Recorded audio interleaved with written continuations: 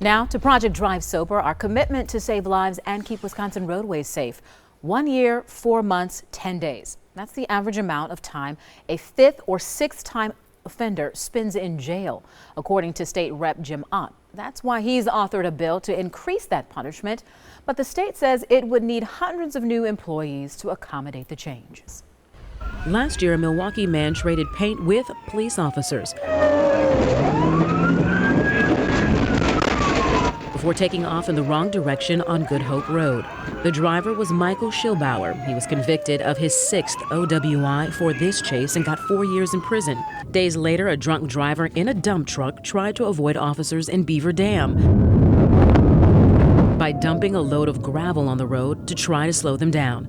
Driver Ted Tominga was convicted of driving drunk for a 5th time. He was sentenced to 5 years behind bars.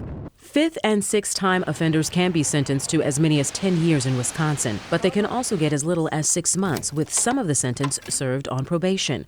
A new proposal from Republican lawmaker Jim Ott would create a mandatory minimum sentence of 1.5 years for 5th and 6th offenses. I think 18 months mandatory minimum in prison would send a strong message to chronic repeat offenders that we're not going to tolerate this in Wisconsin. But the proposal could be costly. According to a fiscal analysis, the change would require 23 new corrections employees at a cost of more than $13 million. It costs a lot of money to incarcerate somebody, to put them, to have them under lock and key for a finite amount of time, where you have to supply their meals, you have to keep them housed. It's showing unfortunately, where the priorities of the state are, and right now it's just locking people up.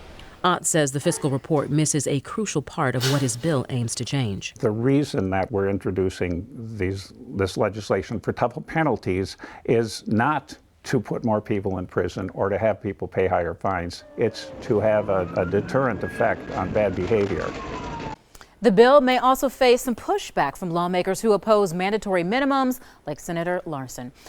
They say it strips the judge's discretion and raises incarceration rates. Contact your lawmakers to find out where they stand on all proposed drunk driving legislation.